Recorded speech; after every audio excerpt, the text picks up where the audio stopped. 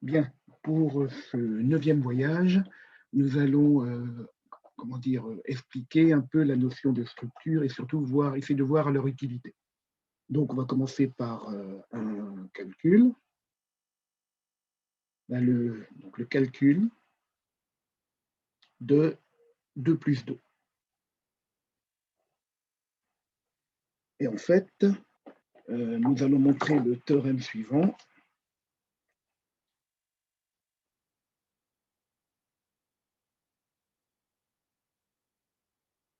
Eh bien, c'est qu'en fait, 2 plus 2 égale 4. Alors, donc, nous allons faire une démonstration, la preuve. Alors, comment on va procéder? Alors déjà, on va supposer qu'on a des objets. Alors, on a un objet qu'on note 0. Donc, je prends, disons, T, l'ensemble des objets, et donc T, ensemble d'objets. Je ne sais pas ce que c'est. Hein. Donc, ensemble d'objets. Simplement, il y a un objet que je note 0. Donc, 0 est un objet. 0 appartient à un T. Donc, je suppose qu'il y a un objet particulier que je note 0. Alors, je vais aussi supposer que si n est un objet, donc si n est un objet de T, je ne sais pas ce que c'est, eh bien, je peux définir un autre objet de T que je vais appeler le successeur de n. Donc, le successeur de n, je note comme ça, c'est aussi un objet. Bien sûr, je ne sais pas quoi il ressemble.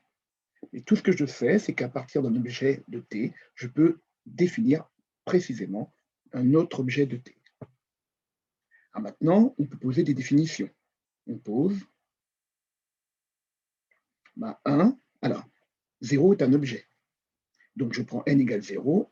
On pose 1, c'est le successeur de 0, puisque 0 est un objet. Ensuite, on pose 2, c'est le successeur de 1. Donc, le successeur, le Sn, cet objet, c'est notre successeur de n. Donc, 1, c'est le successeur. On pose par définition que 1, c'est le successeur de 0. On pose que 2, c'est le successeur de 1. On va appeler 3 le successeur de 2. Et on va appeler 4 le successeur de 3. Bon. Donc, à ce stade-là, j'ai défini un objet, 0, et une opération de succession. Chaque fois que j'ai un objet, j'ai son successeur. Du coup, je peux définir deux nouveaux objets, 1, 2, 3, 4.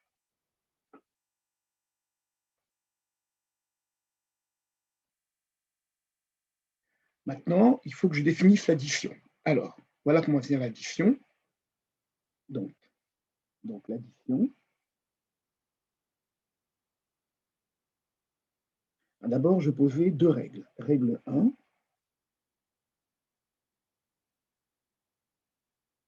si A est un objet, si N est un objet, si A est un objet, à ce moment-là, je pose que A plus 0 égale A. Autrement dit, je définis l'addition d'un objet avec 0. Et je décrète que ça fait A. Évidemment, je ne sais pas ce qu'est l'addition, mais tout ce que je sais, c'est que A plus 0, ça fait A. Règle 2.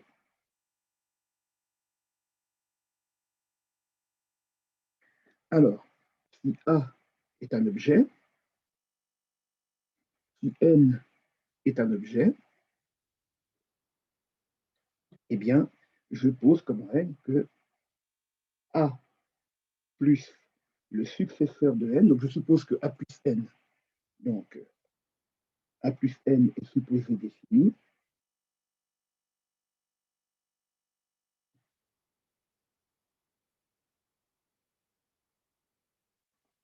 je n'ai pas dit que A plus N existait, mais si ça existe, à ce moment-là, on pose la règle suivante, c'est que A plus le successeur de N, voilà, donc le successeur de N est défini, hein, eh bien, ce sera le successeur de A plus N qui est défini. Voilà. Quand je dis A plus N est supposé défini, c'est-à-dire que A plus N appartient à T. Hein. Voilà. Donc, certains auront reconnu une sorte de raisonnement par récurrence. Cette règle-là serait tout simplement l'initialisation, et cette règle-là, ce serait tout simplement l'hérédité. À savoir que si A plus N a un sens, A plus le successeur de n a un sens. Bon, et bien maintenant avec ces deux règles, on va pouvoir faire des additions.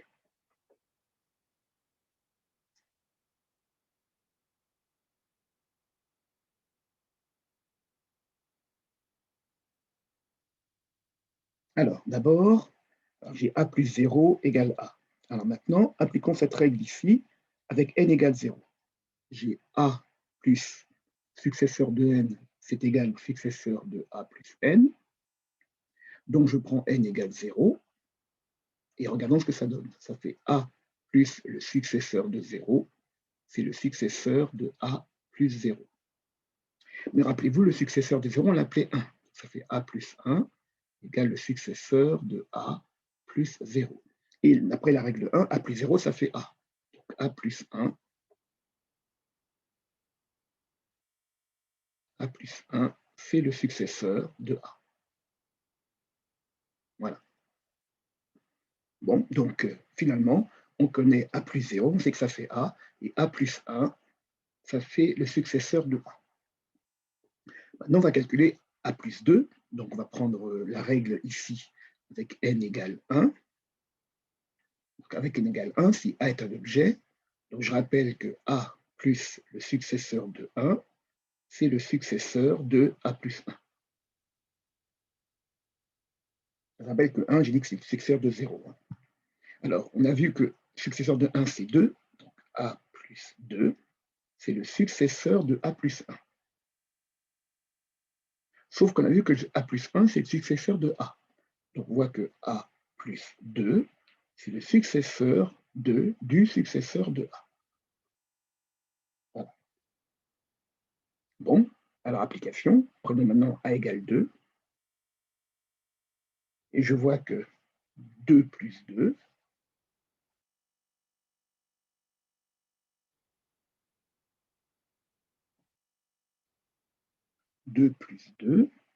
c'est le successeur du successeur de 2. Or, le successeur de 2, on l'a appelé 3, c'est le successeur de 3. Le successeur de 2, c'est 3. Or, le successeur de 3, c'est 4. Donc, 2 plus 2 égale 4. Voilà, c'est que bon, ça vous montre que, en fait, en mathématiques, on n'a pas vraiment besoin de définir les objets. Je ne sais pas ce qu'est 0, ce qu'est 1. Je n'ai même pas défini la relation de successeur. C'est juste des règles du jeu qu'il faut définir. Alors, évidemment, on peut appliquer cela au concept de matrice. Alors, et justement au concept d'espace vectoriel. Donc, pour introduire les matrices, voici comment on procède pour la structure.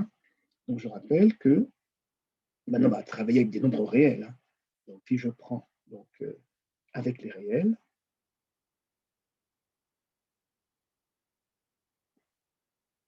donc je rappelle que si A est un réel, si B est un réel, eh bien A plus B est un réel. Voilà, quand j'additionne deux réels, j'obtiens un réel. Donc, l'idée maintenant, c'est de généraliser, c'est-à-dire qu'on peut avoir un objet grand A qui appartient à une structure, un objet grand B qui appartient à une structure, et je peux avoir envie de définir A plus B, qui appartient à la même structure. Donc, par exemple, si je prends T, l'ensemble des réels, A est un réel, B est un réel, je considère que A plus B est un réel. Alors maintenant, on peut généraliser cela, on peut remplacer R par une structure plus riche, plus élaborée, des nombres plus sophistiqués qu'on va appeler matrices. Alors, comment ça fonctionne? Imaginons par exemple que j'ai, voilà, bon, par exemple, on gère une cantine dans une ville grand A, et puis on achète, donc on fait la commande d'entrées, de plats et de desserts. Donc, dans une ville A, eh bien, alors on commande des entrées, des plats, des desserts. D'abord, on va s'occuper juste des plats. Alors, par exemple, le lundi, Alors, je commence des plats. On va prendre, alors j'avais dit entrée, plat, dessert. On va prendre des entrées. Donc, le lundi, je commande, par exemple, 7 entrées. Et le mardi, dans cette ville, je commande, par exemple, 4 entrées. Alors, voilà, c'est juste ça. Bon, alors, j'ai donc 2 nombres, 7 et 4. Maintenant, imaginons que j'ai envie de mettre non pas les entrées uniquement, mais aussi de faire les plats et les desserts. À ce moment-là, je vais présenter ça comme ceci. Donc, les jours, lundi, mardi, et les plats, donc disons entrées, donc les entrées, plats et desserts. Alors là, je peux mettre des nombres, par exemple, donc 7, 4, 2, 8 et 10 et 5. Voilà. Donc, j'ai un tableau de nombres que j'écris ainsi. 7, on va prendre 7, 2, 10 et puis 4, 8, 5. Et vous voyez qu'avec ce tableau de nombres, j'ai encodé la situation de la cantine dans la ville A. Par exemple, je sais que là, lundi, j'ai commandé 7 entrées, alors que mardi, j'en ai commandé 4. Là, je sais que mardi, j'ai commandé 8 plats. Voilà, j'ai donc un tableau de nombres. Bon, rappelez-vous, lorsqu'on a un nombre A, un nombre B, je peux ajouter A plus B. Eh bien, on va voir que ça peut être intéressant d'ajouter aussi, alors, ces tableaux de nombres. Alors, on va appeler bien sûr ce tableau de nombres une matrice. Donc, comme je l'ai dit dans les premières vidéos, une matrice est un tableau de nombres. C'est tout. De même qu'un vecteur est une flèche. Donc, une matrice est un tableau de nombres.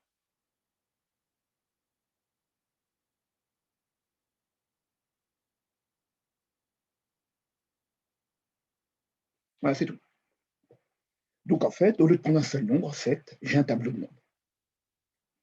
Alors, de même que je peux additionner deux nombres, ça peut être intéressant d'additionner deux matrices.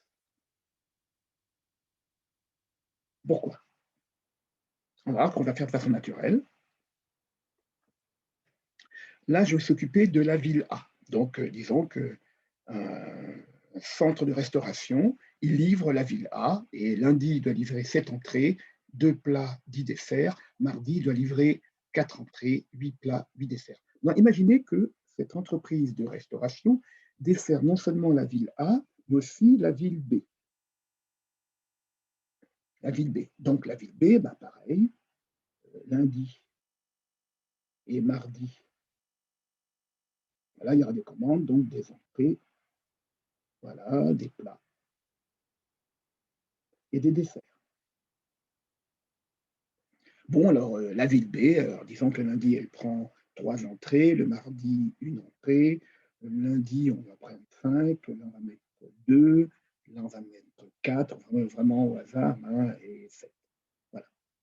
Donc, voici le statut de la restauration pour la ville B. Donc, lundi, 3 entrées, 5 plats, 2 desserts. Mardi, une entrée, plat, 7 desserts. Bon, ça c'est pour la ville B.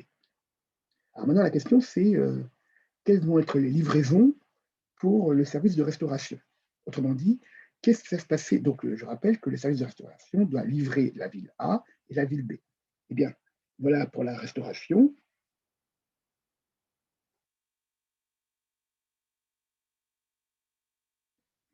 Alors, donc j'ai toujours le lundi et le mardi.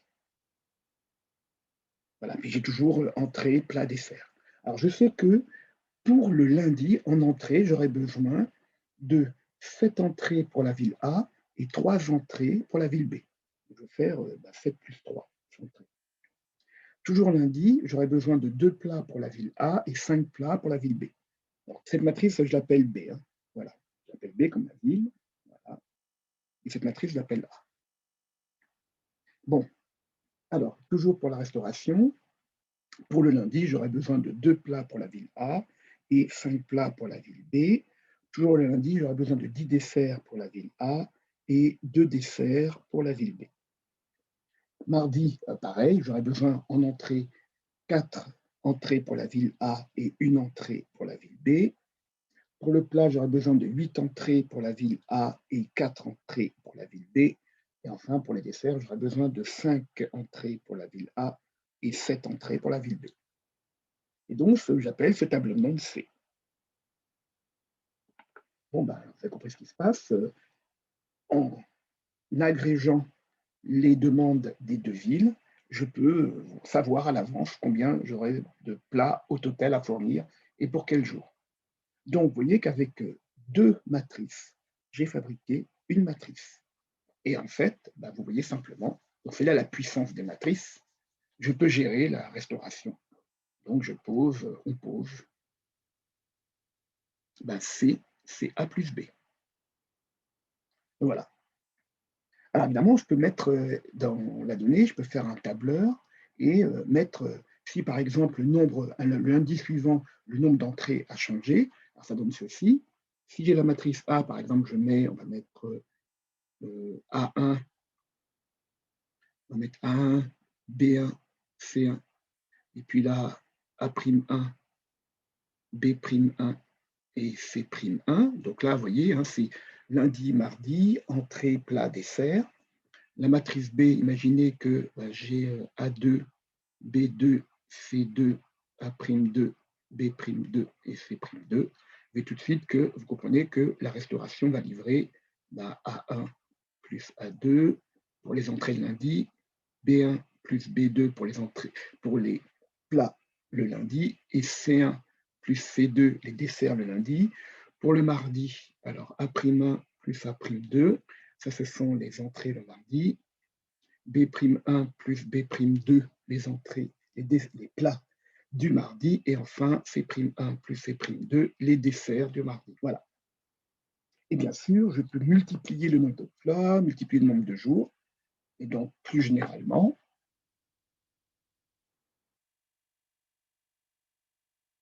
avec, disons, n plats et p jours, donc je note IJ, c'est le nombre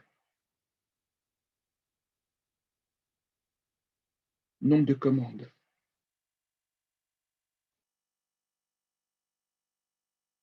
pour le plat numéro I. Par exemple, si I égale 1, c'est l'entrée, si I égale 2, c'est le plat, si I égale 3, c'est le dessert, si I égale 4, le café, voilà. Donc le plat numéro I pour le jour J, sans faire exprès, voilà. Bon, ben, j'ai une matrice, la matrice de la restauration, pour une ville donnée, hein, où j'obtiens une matrice grand A égale AIJ. Donc, 1 fois égal à I fois égal à N, c'est le nombre de plats, et 1 fois égal à J fois égal à P, le nombre de jours. Et ça, c'est pour la ville A. Évidemment, je peux faire la même chose pour la ville B. Donc, BIJ, 1 fois égal à I fois égal à N pour le nombre de plats, et 1 fois égal à J fois égal à P, le nombre de jours. Je peux faire le mois, l'année. Et donc, je peux définir la somme de deux matrices. Donc, ça appartient à l'ensemble des matrices. Donc, à N lignes et P colonnes. Ça, c'est l'ensemble des matrices à N lignes et P colonnes. Et vous voyez que A plus B, c'est tout simplement la matrice AIJ plus BIJ. Voilà. 1 fois égal à I, 1 fois égal à N, 1 fois égal à J, 1 fois égal à B. Et bien sûr, c'est une matrice. Donc, vous voyez qu'en additionnant, en généralisant simplement l'addition pour les nombres, eh bien, je définis de façon naturelle l'addition pour les matrices. Et donc, je peux gérer comme ça la cantine de 2 villes, et même de 3 villes si je fais A plus B plus C plus D, 4 villes, pour plusieurs jours avec plusieurs plats. Donc, voilà l'intérêt donc, des matrices. Donc, cet objet abstrait, en fait, vous voyez qu'il a une application concrète, et simplement une matrice, en résumé, une matrice, c'est juste un tableau de nombres. Voilà. Donc, vous voyez qu'on n'a pas besoin de définir l'objet précisément. Rappelez-vous, quand j'ai montré que 2 plus 2 égale 4, je n'ai pas dit ce que représentait 2. Simplement, j'ai un objet que j'appelle 0 et j'ai la notion de successeur. Évidemment, je ne sais pas ce que signifie 0 et je ne sais pas ce que signifie successeur. Juste les règles du jeu.